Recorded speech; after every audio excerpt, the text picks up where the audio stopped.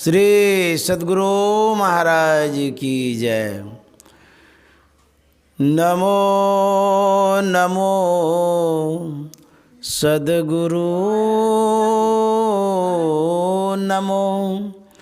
जासम को नयान परम पुरुष होते अधिक, गावे संत सुजान। श्री सद्गुरु महाराज की जय। परमाराध्य सद्गुरु महाराज गुरुदेव महर्षि संत सेवी परमहंस जी महाराज मुंगेर जिला के सत्संग प्रेमी महानुभावों, माता एवं बहनों, आदरणीय हमारे गुरु भक्ति ने गीता माता जी, उनके समस्त परिजन, हम लोग शाम के समय स्तुति विनती के पश्चात संतवाणी गाया करते हैं। यह गुरु महाराज की सीख है, उन्होंने सिखाया है ऐसा ही। क्योंकि जब कुप्पा घाट पहुँचते हैं लोग, तो रात्रि के समय जब सत्संग सुनते हैं, उनको संतवाणी सुनने को मिलती है, तो संतवाणी गाया जाता है। उसके बाद जब हम लोग बाहर होते हैं प्रोग्राम में, तो वहाँ पर प्रवचन का कार्यक्रम होता है। तो संतवाणी जो है वो अमर वाणी है। उस वाणी को जब हम सुनते हैं तो हमारा जो जीवन है धन्य धन्य हो जाता है। एक कहानी जो कुप्पा घाट में गुरुदेव से सुने थे, जब गुरु महाराज कुप्पा घाट में थे उस समय की बात है। उनके सेवा में एक बजरंगी गुरुजी रहते थे। वो ग्राम मुरोद के रहने वाले थे, मधेपुरा जिला के। तो गुरुजी इसलिए कहते थे, वो शिक्षक थे पहले, रिटायर होकर के वो गुरु महाराज की सेवा में आ गए। उनको बर्तन मांजने की सेवा मिली। तो उस समय हाथ से मांजते थे, राख होता था, उसमें लगा लगा करके मांजते थे। तो उनके मांजने की जो कला थी वो बतला रहे हैं। वो बर्तन मांजते रहते थे और संतवाणी को भी गाते रहते थे। तो उनके मन में यही होता था कि अभी हम बर्तन हाथ से तो मांज रहे हैं, हाथ से बर्तन मांजेंगे और मन से संतवाणी गाएंगे। तो मांजते रहते थे, गाते रहते थे। तो जहाँ गुरुदेव महर्षि संत सेवी जी महाराज का आवास है, उसके ठीक नीचे में वो बर्तन मांजते थे। उस समय थाली उली धोने के लिए उधर जाते थे लोग सब। तो वहाँ से आवाज़ ऊपर चली जाती थी, वो ज़ोर से गाते थे। तो गुरुदेव महर्षि संत सेवी जी महाराज उस संतवाणी को ख्याल से, ध्यान से सुना करते थे, जो बजरंगी गुरु जी गाते थे। गाते इसलिए थे, उसको याद करना चाह रहे थे, और याद करके नए नए संतवाणी को गाएंगे, इसीलिए वो याद करते थे। तो रात में जो संतवाणी गुरु महाराज गवाते थे, तो ये लोग नए नए संतवाणियों को याद करते थे। आज एक याद किए, कल दूसरा किए, फिर तीसरा किए। जिनको याद होता था वो संतवाणी गाते रहते थे। तो बजरंगी गुरु जी जो संतवाणी याद करते थे बर्तन मांजने के समय में, तो गुरुदेव सुनते रहते थे। तो होता क्या था, शाम के समय जब संतवाणी गाने की पारी होती थी, अभी भी जो बड़े बुजुर्ग महात्मा होते हैं पहले वो गाते हैं, और उसके बाद छोटे महात्मा गाते हैं, ये नियम है।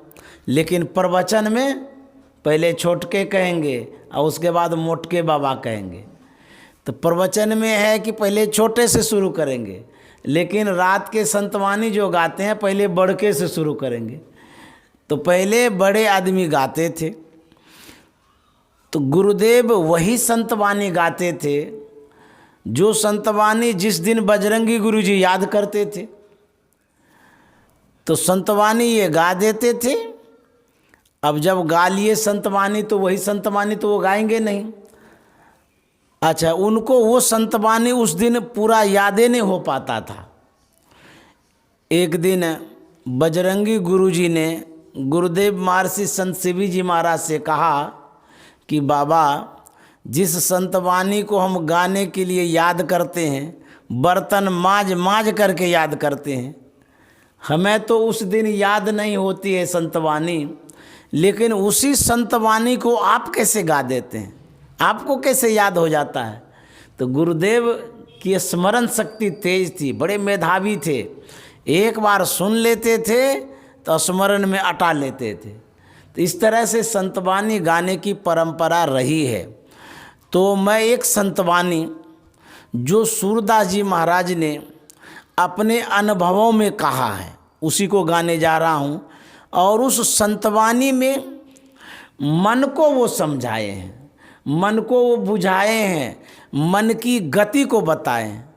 मन किस तरह से बदमाशी करता है, कितना चंचल होता है, और उसको समझाने में कितना मेहनत करना पड़ता है।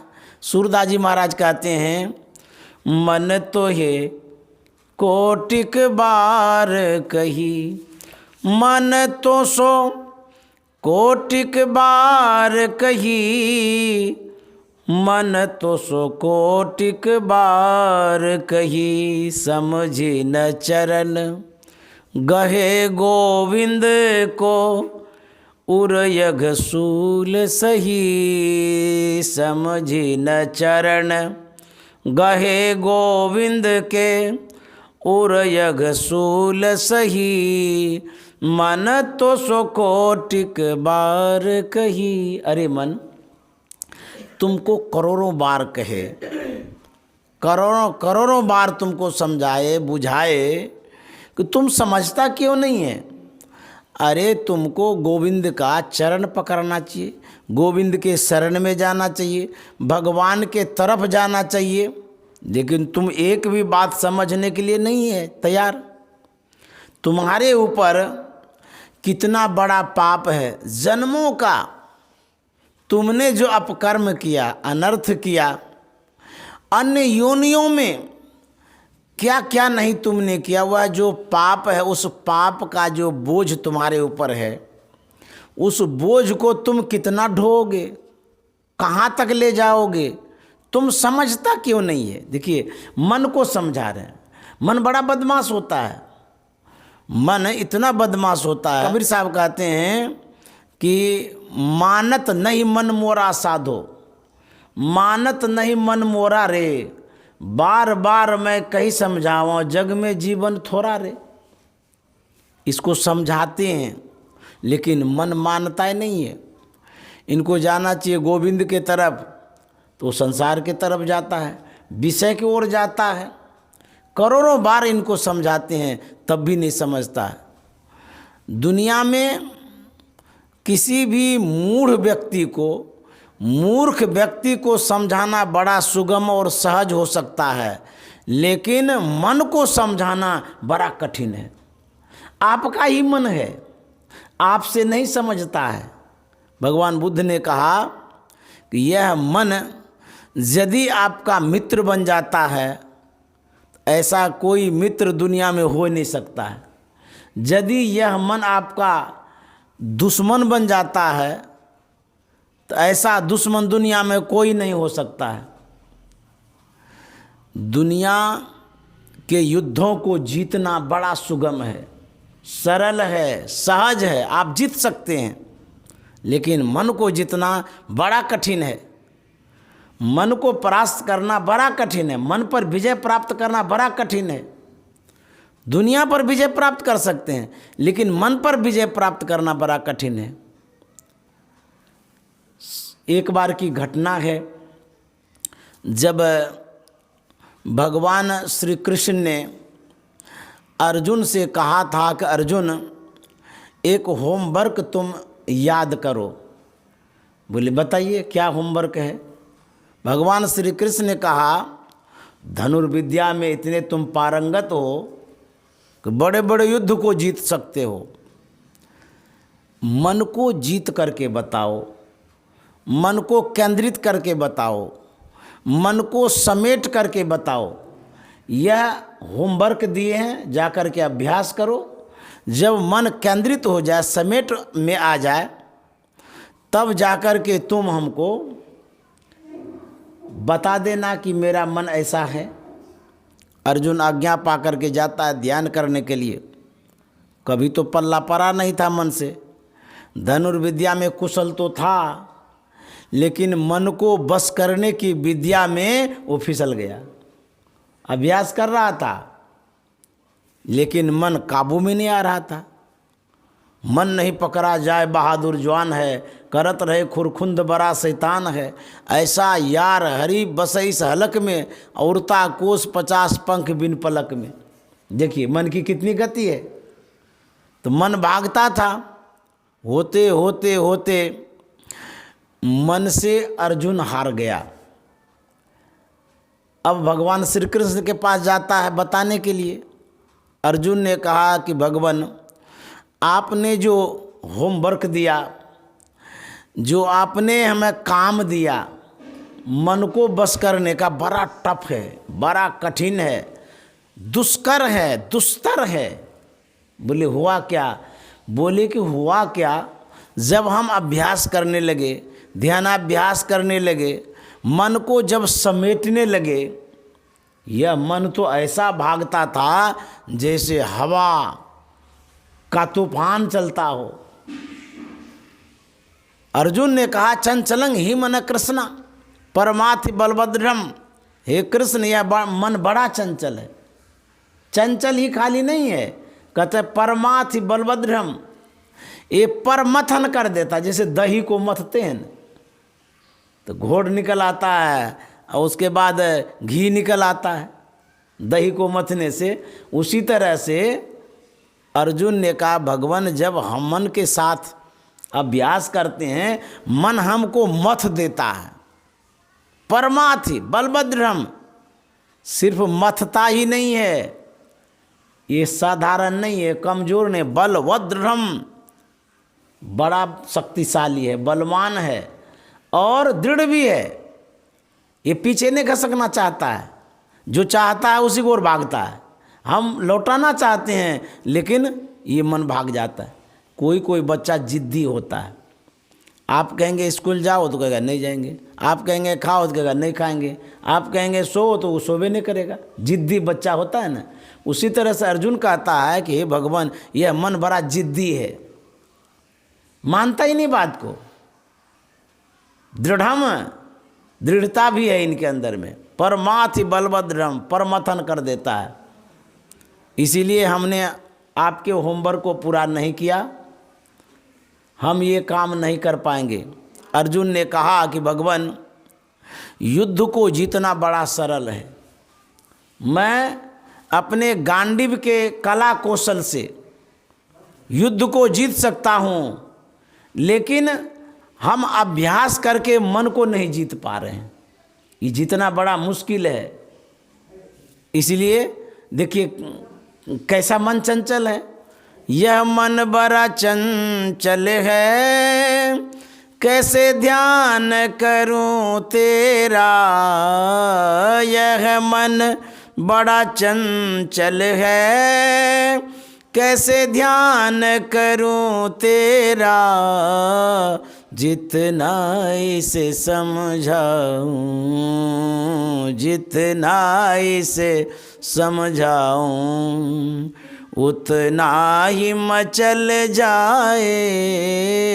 जितना इसे समझाऊं, उतना ही मचल जाए। सतगुरु तेरे चरणों की थोड़ी धूल जो मिल जाए। सतगुरु तेरे चरणों की। मन जब संकल्प करता है, संकल्प विकल्प में मन कितना अनर्थ करता है। एक लघु कथा कहते हैं। भगवान बुद्ध बैठे हुए थे, गर्मी का मौसम था। एक सेवक भगवान बुद्ध के करीब आता है और वह बहुत अच्छी धोती चढ़ाता है, एक जोड़ा धोती। भगवान बुद्ध से कहता है कि भगवान भंते, इसको आप स्वीकार कर लीजिए, ग्रहण कर लीजिए, आप पहनेंगे तो अच्छा लगेगा।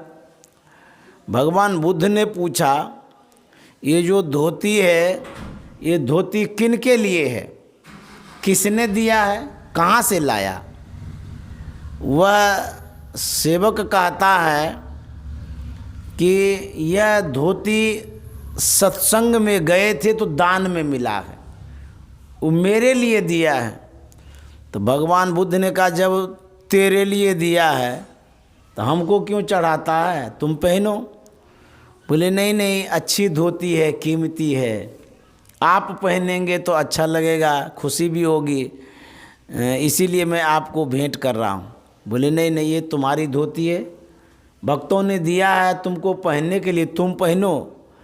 मेरे लिए जो भक्त देंगे मैं पहनूंगा, तो मैं ये स्वीकार नहीं करता हूँ। वह धोती एक जगह रख दिया। भगवान बुद्ध की सेवा में पंखा झेलने लगा। देखिए मन क्या करता है, वही मैं बताने जा रहा हूँ। वह पंखा झेल रहा है, लेकिन कल्पनाओं में वो गुनावन कर रहा है, सोचने लगा। क्या सोचता है? मैंने जो धोती भगवान बुद्ध को चढ़ाया वो तो लिए नहीं, स्वीकार किए नहीं। अच्छी धोती है फिर भी भगवान बुद्ध नहीं लिए। मैं क्या करूँगा?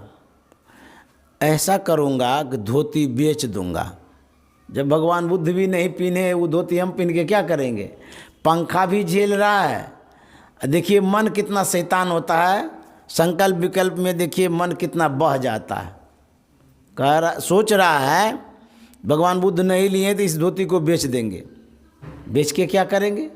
वो सोचता है कि बकरी खरीद लेंगे, बेच करके बकरी खरीद लेंगे, फिर बकरी को पोसेंगे, पालेंगे, ढेर बकरियां हो जाएगी, उसको भी बेच देंगे। फिर क्या करेंगे? देखिए पंखा झेल रहा है, वो सोचते जा रहा है। वो सोचता है कि फिर उस बकरी को भी बेच करके गाय खरीद लेंगे, तो गाय खरीद करके रखेंगे, दूध भी खाएंगे। अच्छा, फिर सोचता है कि हम तो भगवान बुद्ध की सेवा में रहेंगे, गाय को कौन देखेगा, कौन खिलाएगा पिलाएगा। फिर सोचते सोचते सोचता है कि शादी कर लेंगे। देखिए मन कैसा है बदमाश, ये बता रहा है। फिर सोचता है कि शादी कर लेंगे, बीवी आएगी, उसको हम बोलेंगे तुम जो है ना गाय की सेवा में रहो, हम गुरु की सेवा में रहेंगे, अर्थात भगवान बुद्ध की सेवा में रहेंगे। अच्छा, यदि वो आनाकानी करेगी कि हम नहीं सेवा करेंगे, तो ये एक पंखा मार दिए भगवान बुद्ध को, मारवे करेंगे हम। तो भगवान बुद्ध को जैसे ही पंखा से मारे, भगवान बुद्ध ने कहा, अरे तू तो अपनी पत्नी को मार रहा था, हमको क्यों मार दिया? तब होश में आया, फिर भगवान बुद्ध के चरणों में गिर गए, बोले कि भंते माफ़ कर दीजिए, मैं कल्पनाओं में बह गया था। मन की जो गतियाँ होती है, मन का जो स्वभाव होता है, उसमें मैं ढल गया था, उसी में बह रहा था। क्षमा कर दीजिए, मैंने नहीं मारा, मेरे अज्ञान की अवस्था में जो मन है उसने मारा है। तो ये मन ऐसा है। तो वही सूरदास जी महाराज कहते हैं, मन तो सो कोटिक बार कही, समझी न चरण गहे गोविंद के, उरयग सूल सही। मन तो सो कोटिक बार कही, सुमिरन ध्यान कथा हरिजू की, यह ये को न रही। सुमिरन ध्यान कथा हरिजू की, यह ये को न रही। लोभी लंपट विषयिनी सो, लोभी लंपट विषयिनी सो हित यो तेरी निबही, मन तो सो कोटिक बार कही। सूरदास जी महाराज कहते संत हैं, मन की गति को जानते हैं, मन को पहचानते हैं। इस मन की गति के विषय में सूरदास जी महाराज कहते हैं, अरे मन, तुम सुमिरन और ध्यान भगवान की कथा की ओर क्यों नहीं जाता है? तुम तो एक बार भी उधर नहीं जाना चाहता है। तुम तो विषय की तरफ जाता है, विषय पुरुषों की तरफ जाता है। मैं तुमको निर्विषय की ओर ले जाता हूँ, उधर जाता ही नहीं है। लोभी, लंपट, लालची, ठगे, बेईमानी जो करते हैं, ऐसे लोगों से तेरी दोस्ती है, तो उधरे जाता है। तो कबीरदास जी महाराज ने कहा है, यह मन कितना बदमाश है। कहते हैं, यह मन जालिम जोरेरी, बरजे नहीं माने। यह मन जालिम जोरेरी, बरजे नहीं माने। जो या मन को पकड़ा चाहे, जो या मन को पकड़ा चाहे, भागत साकर तोरेरी, बरजे नहीं माने। भागत साकर तोरेरी, बरजे नहीं माने। यह मन जालिम जोरेरी, बरजे नहीं माने। कबीर साहब कहते हैं, जो या मन को पकड़ा चाहे, भागत साकर तोरेरी। जो इस मन को पकड़ना चाहता है, तो कौन पकड़ना चाहता है? आपका बच्चा आपके सामने में है, छोटा है, मोटा है, खोटा है, जो भी है, आपके सामने में है। वह बच्चा जब भागता है, तो आप देख के पकड़ने जाते हैं कि बाहर जा रहा है, कि गड्ढा में गिर जाएगा, कि आग के तरफ झुलस जाएगा। आप जिस बच्चों को देख रहे हैं या देख रही हैं, देख के न जाते हैं पकड़ने के लिए। अच्छा, बच्चा यदि आपको दिखे ही नहीं, अब बच्चा का आपको पता न पड़े, तो क्या पकड़ने जाइएगा? कैसे पकड़ने जाइएगा? जब हम देख ही नहीं रहे बच्चे को, किधर जा रहा है, नहीं जा रहा है, बच्चा का पता भी नहीं है, तो कैसे पकड़िएगा? असंभव है, बड़ा मुश्किल है। अच्छा, कहाँ बच्चा गया, नहीं गया, कैसे ढूंढिएगा? तो यह जो मन है, मन दिखता है, मन को देखते हैं? कहाँ कोई देखता है मन को? कैसा है? अदृश्य है, यह अदृश्य है, दिखता ही नहीं है। कहता है, जो या मन को पकड़ा चाहे, तो कौन कौन इस मन को पकड़ना चाहता है? जो देखता है, जो जानता है, वही तो पकड़ेगा। तो कौन जानता है? मन की जाने सबे गुरु, कहाँ छिपावे अंध। तो मन को कौन जानता है? गुरु जानते हैं, संत जानते हैं, साधक जानते हैं, सिद्ध पुरुष जानते हैं। तो जो जानेगा वही तो पकड़ेगा।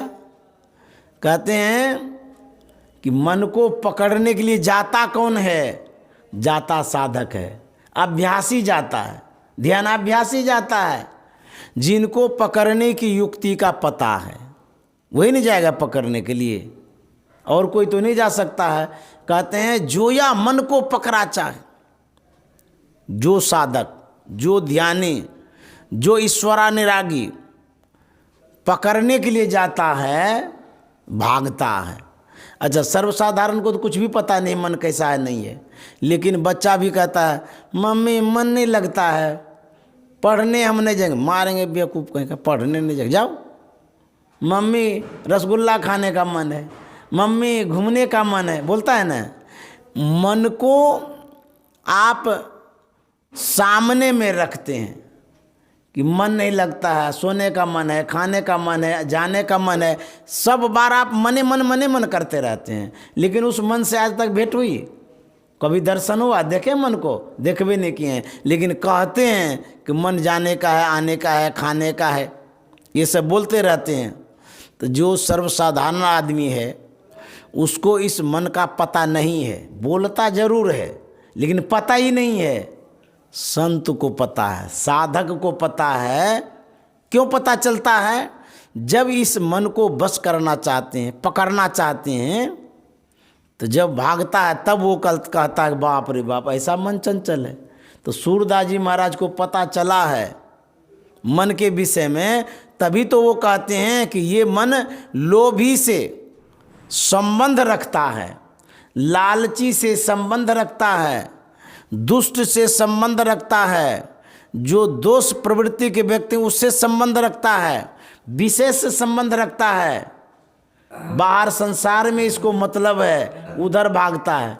और सूरदास जी महाराज कहते हैं कि इसको भगवान से, गोविंद से कोई मतलब ही नहीं।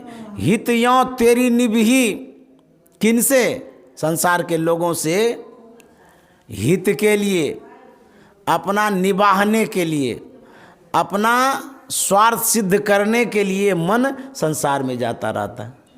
तो सूरदास जी महाराज कहते हैं अरे मन, तुमको तो करोड़ों बार हम कहे, तुम समझता ही नहीं है।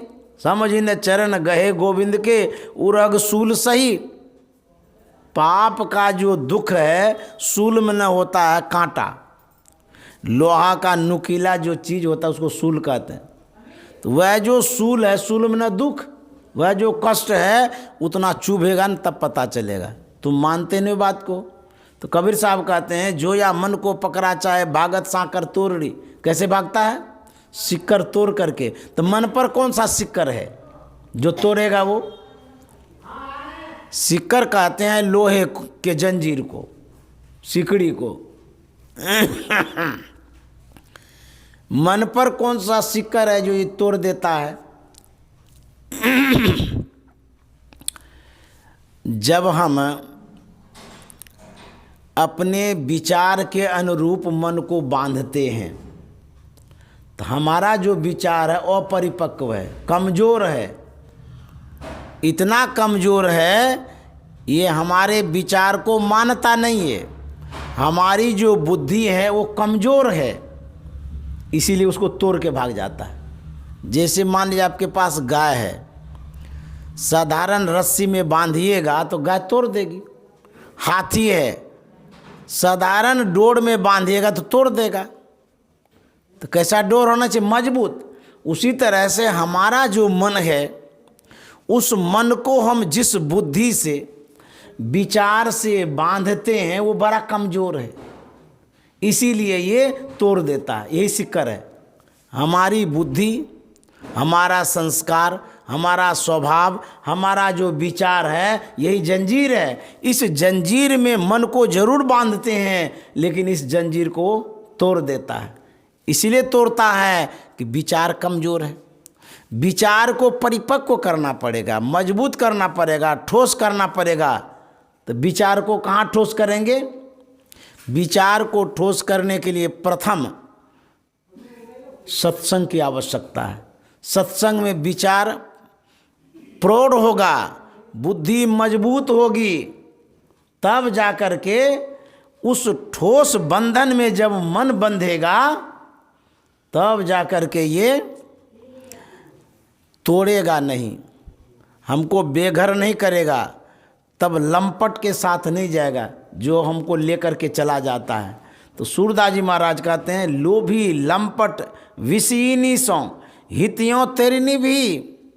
और कहते हैं छाड़ी कनक मणि रतन यमोलक कांच किरीच गही। छाड़ी कनक मणि रतन यमोलक कांच किरीच गही। ऐसो तू है चतुर विवेकी पयत जी पियत मही। मन तो सो कोटिक बार कही, मन तो सो कोटिक बार कही। सूरदास जी महाराज कहते हैं छाड़ी कनक मणि रतन अमूलक। कनक मन सोना अमोलक मन अनमोल धन, रतन मन बेशकीमती पदार्थ। कहता अरे मन, जो बेशकीमती पदार्थ है क्या? प्रभु का नाम, संत सद्गुरु प्रदत्त नाम, भगवत भजन, परमात्मा के चरणों में जो जाना है उसको तुमने छोड़ा है।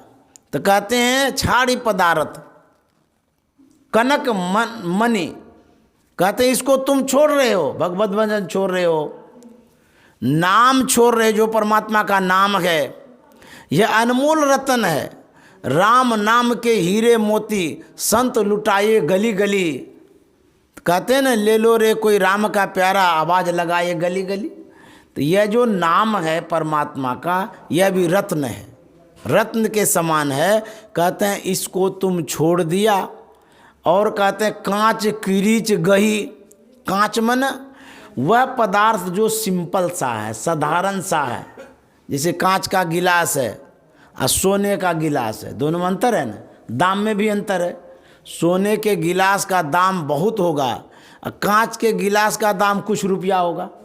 तो सूरदास जी महाराज कहते हैं नाम रूपी रतन सोने को छोड़ करके तुम विषय रूपी कांच गिलास को पकड़ रहे हो, गह रहे हो। गहना में पकड़ना, कहते कांच किरीच गही, ये साधारण सिंपल से चीज़ों को तुम पकड़ते हो और नाम रूपी रतन से तुम दूर होते हो।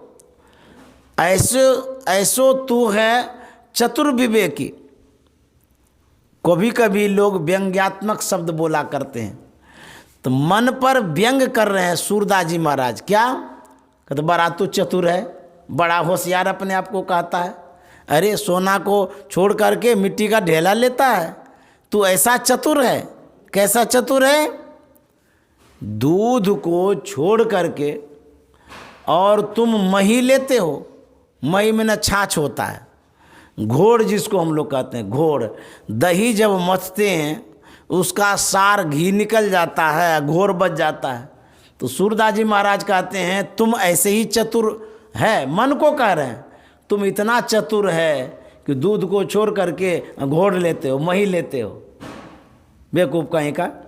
ब्रह्मादिक रुद्रादिक रवि शशि देखे सुर सब ही, मन तो सो कोटिक बार कही, सूरदास भगवंत भजन बिनु, सूरदास भगवंत भजन बिनु, सुख तिहु लोक नहीं, मन तो सो कोटिक बार कही। सूरदास जी महाराज कहते हैं ब्रह्मादिक रुद्रादिक रवि शशि। ब्रह्मा आदिक शब्द जोड़ा गया है। आदि का मतलब होता और देवता, ब्रह्मा विष्णु महेश जो भी देवता है। ब्रह्मादिक रुद्रादिक रवि शशि, जो सूर्य को भगवान कहते सूर्य देवता, चंद्र देवता, ये जो देव हैं उसके लिए कहते हैं कि उन सब को मैंने देखा। देखे सूर सब ही, ऐसे ऐसे देवताओं को भी देखा है। सूरदास जी महाराज कहते हैं सूरदास भगवंत भजन में सुख तीनों लोक नहीं। कहते तीनों लोक में सुख नहीं है। सूरदास जी महाराज कहते हैं जब तक भगवत भजन नहीं करेंगे तब तक कहीं सुख नहीं मिलेगा। सुख के विषय में एक संतवाणी है, धनहीन कहे धनवान सुखी।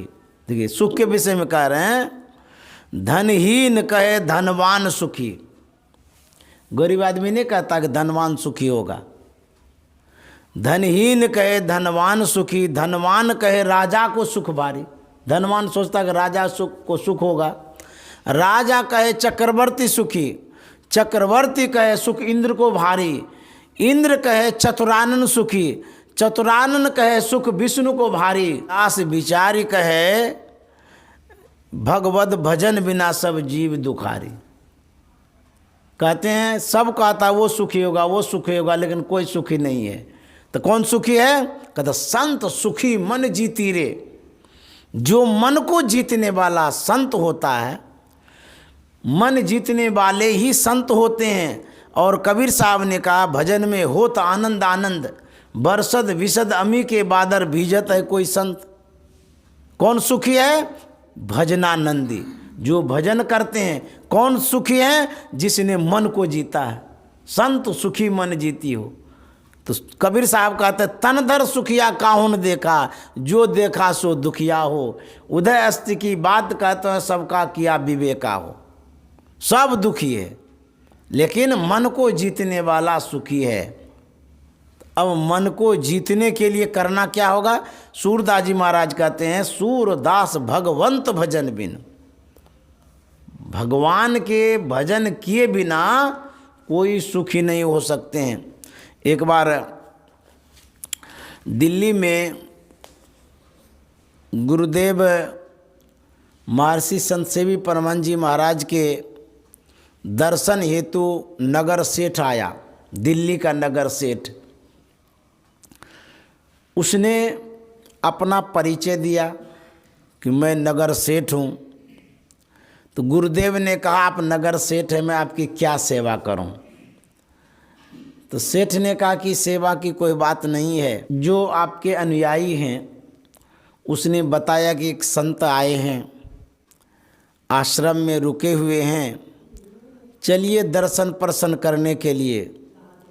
तो मैं आपका दर्शन करने आ गया, आशीर्वाद लेने के लिए आ गया, और कोई बात नहीं है। तो गुरुदेव ने कहा, आप तो करोड़पति हैं, हम तो कौड़ीपति हैं, आप मेरे पास क्यों आए? आपको कोई चीज़ की कमी तो नहीं है? तो सेठ ने कहा कि महाराज, मैं करोड़पति अवश्य हूँ, मेरे पास बहुत धन है, परिजन है। एक मैं भगवान को मानता हूँ, दूसरा मैं अपने आप को जानता हूँ, तीसरा संसार में कौन है ये मुझे पता नहीं है। मैं आपके पास इसलिए भी आया हूँ कि अगाध धनराशि है, भौतिक सारी सुख सुविधाएं हैं, कोई चीज़ की कमी नहीं है, धन का, परिजन का, सब चीज़ का। लेकिन एक बात की कमी है, वह यह है कि मन में शांति नहीं है। इतनी संपत्ति प्राप्त किए, लेकिन अभी तक शांति नहीं मिली। गुरुदेव ने कहा, यदि संपत्ति से शांति आ जाती, उस शांति को खरीद करके सबसे बड़े स्टोकर आप होते, जिसको आवश्यकता होती आपके यहाँ जाते खरीदने के लिए। शांति यदि संपत्ति से मिलती तो भगवान बुद्ध राजकुमार थे, राजा का लड़का था, उसको घर छोड़ने की आवश्यकता ही नहीं थी। शांति यदि राजपाट में मिलती तो भगवान महावीर जंगल में दर दर की ठोकरें नहीं खाते, तपस्या नहीं करते, और यहाँ तक तपस्या में उनका जो अंग वस्त्र था सो भी गल गया था। शांति यदि संपत्ति में मिलती तो जो सम्राट अशोक थे वो भगवान बुद्ध के शरण में नहीं जाते। शांति यदि राजपाट धन संपत्ति में मिलती तो सम्राट शिवाजी महाराज, उनके जो गुरु थे समर्थ गुरु रामदास जी महाराज, उनके शरण में नहीं जाते। समर्थ गुरु रामदास जी महाराज तो महात्मा थे, फकीर थे, कोई संपत्ति तो उनके पास थी नहीं, लेकिन सम्राट शिवाजी महाराज उनके शरण में गए। संपत्ति में शांति नहीं है, बल्कि भगवत भजन में शांति है। तो गुरु महाराज ने लिखा है, नुकते सफेद सन्मुख झलके झलाझली, सहरग में नजर थिर कर तज मन की चंचली। नुकते सफेद सन्मुख संतों ने कही रा यही, शांति की असली। शांति को जो चाहता तज और जो नकली। नुकते सफेद सन्मुख। गुरु महाराज कहते हैं, नोकते सफ़ेद सन्मुख झलके झला जले। नोकता मन बिंदु। हम लोग जो दृष्टियों की क्रिया करते हैं, बिंदु ध्यान करते हैं, वो बिंदु नोकता है। हमारे अंदर में जो बिंदु है, उस बिंदु का जो ध्यान करता है उसको सुख सिंधु की प्राप्ति होती है। गुरु महाराज कहते हैं नोकते सफ़ेद सन्मुख झलके झला झली, सहरग में नजर थिर कर तज मन की चंचली। सहरग कहते हैं सुषुम्ना को, आज्ञा चक्र को कहते हैं। आज्ञा चक्र में सुषुम्ना में अपनी दृष्टियों को जोड़िए, समेटिए, एकाग्र करिए, तब बिंदु ध्यान होगा।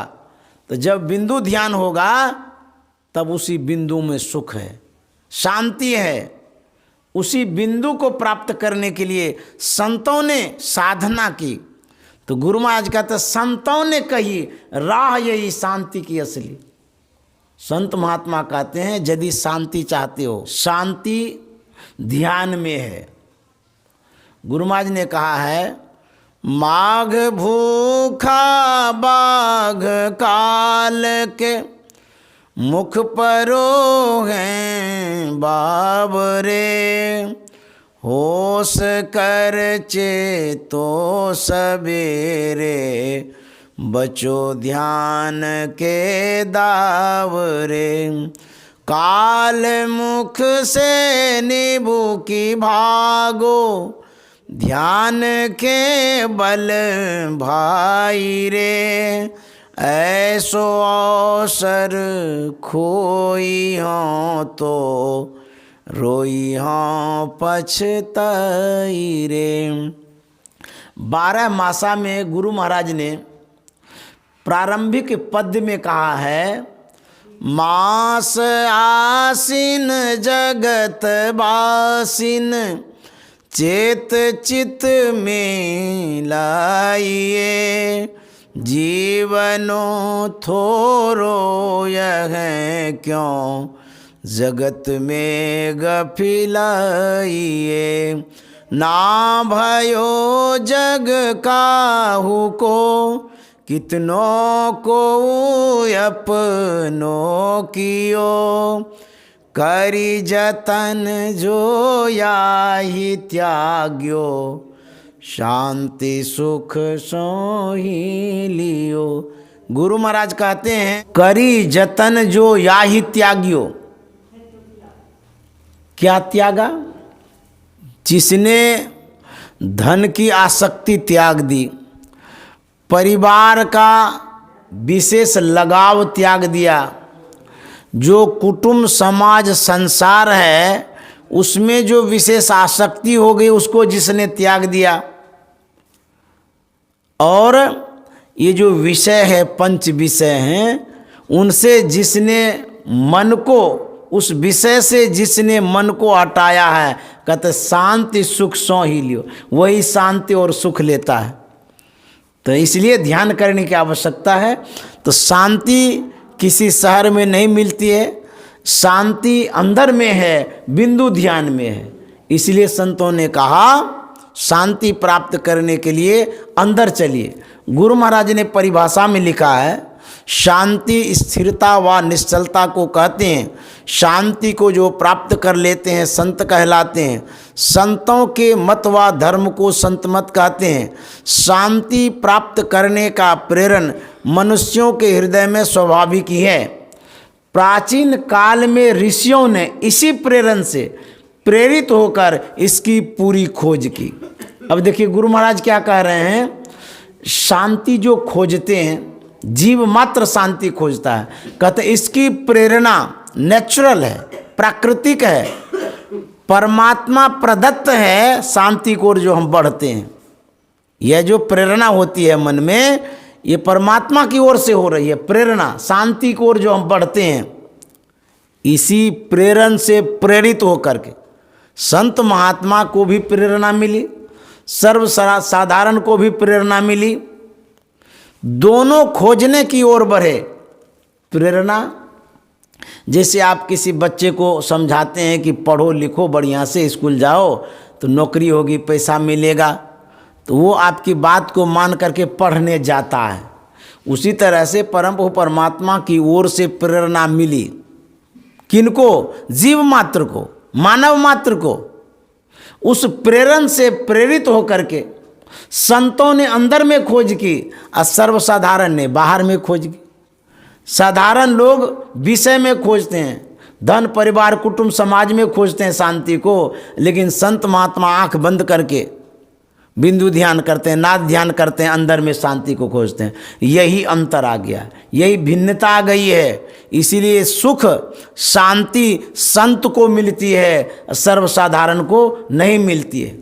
संसार के लोग आग की ओर बढ़ते हैं, लेकिन संत लोग अपने सौभाग्य की ओर बढ़ते हैं, ध्यान की ओर बढ़ते हैं, अंतर की ओर बढ़ते हैं। इसलिए गुरु महाराज ने कहा, आओ वीरो मर्द बनो, अब जेल तुम्हें तजना होगा, मन निग्रह के समर क्षेत्र में सन्मुख थी डटना होगा। वक्त नहीं है ऐ वीरो अब गाफिल होकर सोने का, बिंदु राह से निकल बहादुर तब मंडल टपना होगा। ये बिंदु का जो रास्ता है, इसी रास्ते से हमको चलना होगा, बढ़ना होगा। कहते समय नहीं है, बाहर में हम उलझे हुए रहते हैं, लटके हुए रहते हैं, भटके रहते हैं। हमको कहता अंदर जाने के लिए बिंदु में रास्ता है। बिंदु में तहनाद बोले रेन दिवस सुहावनम।